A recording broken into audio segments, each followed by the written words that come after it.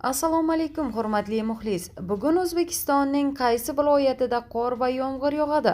Bu haqda batafsil video davomida bilib olishingiz mumkin. Shunday ekan, kanalimizdan uzoqlashmang va bizni kuzatishda davom eting. O'zgidromet 10-12 mart kunlari kuzatiladigan ob-havo ma'lumotlarini e'lon qildi. Unga ko'ra, Qoraqalpog'iston Respublikasi va Xorazm viloyatida havo biroz bulutli bo'ladi, yog'ingarchilik kutilmaydi. Shamol sharqdan 7-12 metr sekund tezlikda esadi.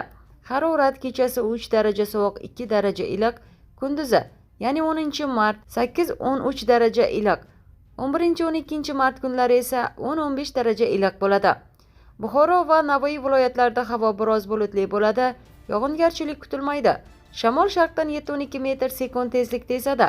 Harorat kechasi 2-7 daraja iliq, kunduzi 13-18 daraja iliq bo'ladi. Toshkent, Samarqand, Jizzax va Sirdaryo viloyatlarida havo biroz bulutli bo'ladi, yog'ingarchilik kutilmaydi. Shamol sharqdan 7-12 metr sekund tezlikda esadi. Harorat kechasi 2-7 daraja iliq, kunduzi 13-18 daraja iliq bo'ladi. Qashqadaryo va Surxondaryo viloyatlarida havo biroz bulutli bo'ladi, yog'ingarchilik kutilmaydi. Faqat 11-martda ba'zi joylarda yomg'ir yog'adi. Shamol sharqdan 7-12 metr sekund tezlikda esadi.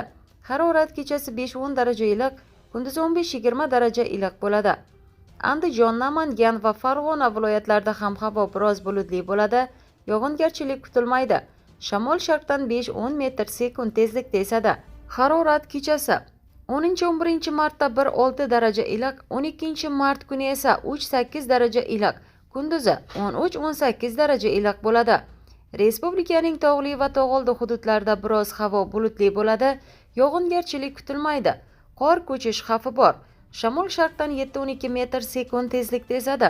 Harorat 10-martda kechasi 3-8 daraja sovuq, kunduzi 3-8 daraja iliq.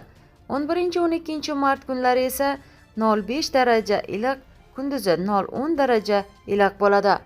Ob-havoning qanday bo'lishidan qat'iy nazar, o'zingiz va atrofdagilarni ehtiyot qiling va bizni kuzatishda davom eting.